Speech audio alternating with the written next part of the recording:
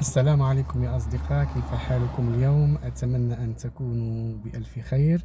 سوف نكمل حديثنا عن الرواية في طنجة بعد محمد شكري، وسنخصص هذه الحلقة للحديث عن محمد شكري وبول بولز ومرحلة العالمية. تعتبر هذه المرحلة هي الأكثر إثارة للجدل في حياة محمد شكري المليئة بالإثارة.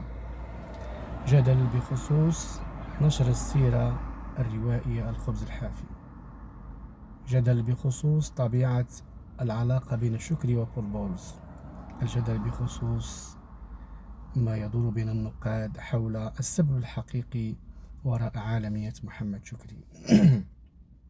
لكن قبل الخوض في تفاصيل هذا الجدل الذي سوف نحاول أن نفككه شيئا فشيئا من خلال هذه الحلقة والحلقات المقبلة، لابد أن نورد قصة لقاء شكري وبول بولز وكيف أثمر هذا اللقاء أعمالا مشتركة بينهما.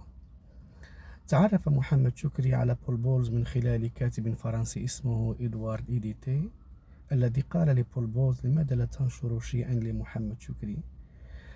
فقدم محمد شكري لبول بولز من بعض القصص التي كان قد كتبها، و كان بول بولز يفهم إلى جانب أنه يتحدث الإنجليزية باعتباره أمريكي، كان كذلك يتقن الإسبانية ويعرف بعض الشيء الدارجة المغربية، ونقصد الدارجة الطنجاوية. ومحمد شكري كان يتواصل معه إما بالإسبانية وكذلك الدارجة المغربية. فكان محمد شكري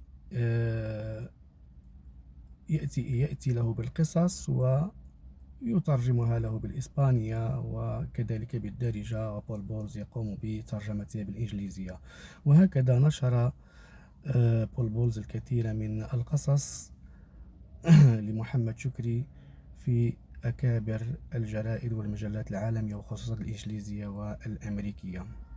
وكان هناك ناشر إنجليزي يدعى بيتر أوين، كان صديق بول بولز وكان يزوره بين الحين وبين فترة وأخرى، وكان قد نشر له بعض الكتب، وكذلك نشر كتبا للعربي العياشي وخصوصا كتابه حياة مليئة بالثقوب، وكذلك نشر قصص محمد المرابط.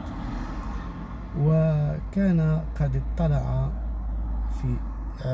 اطلع في إحدى الصحف الإنجليزية والأمريكية على قصة لمحمد شكري، وقال له: لقد أعجبتني القصة التي الفصل الأول من روايتك التي قمت بنشرها، هل لديك هذه الرواية مكتوبة؟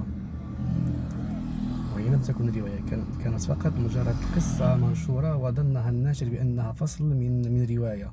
فرد عليه شكري: نعم، إنها لدي مكتوبة في البيت. رد عليه بدهاء. فقال له الناشر: ما رأيك أن تكتب الرواية أو تعطي الرواية لبول بولز كي يترجمها للإنجليزية ونقوم بنشرها؟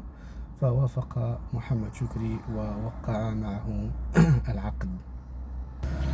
وفي خضم هذا الحوار كان بول بولز مندهشا، وحين انصرف الناشر قال بول بولز لمحمد شكري: